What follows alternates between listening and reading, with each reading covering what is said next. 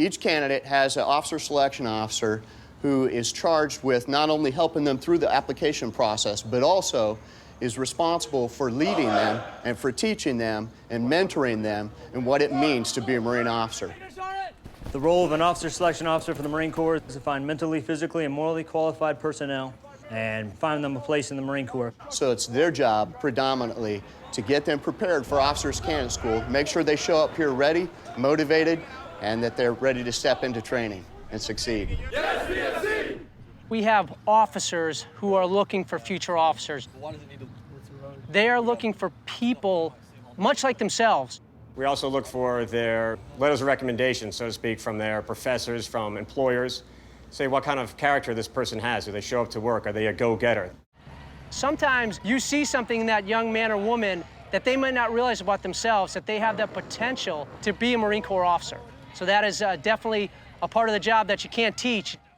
I can tell them about my learning experiences and how I grew as a Marine and as a Marine officer.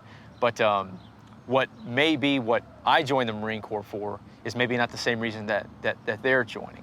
What I do as an officer recruiter in turn is I teach them how to manage those expectations, how to be able to say, okay, you're going to fail at some things, you're going to succeed at some things, but you need to be open and honest of why you want to do this. A lot of students want to become Marine Corps officers.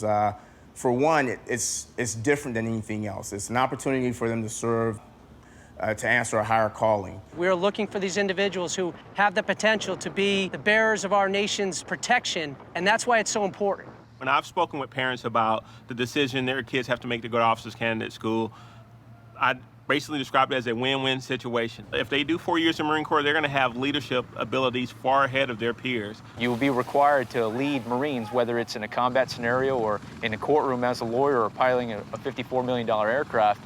There's going to be responsibility that resides right there on those two shoulders, and you have to be able to handle that. And the training that you're going to get here at OCS is the foundation for that. We make leaders of the best young men and women in the world, and it just doesn't get any better. I sincerely mean it. I'm doing this job simply because I wanted to and I love it.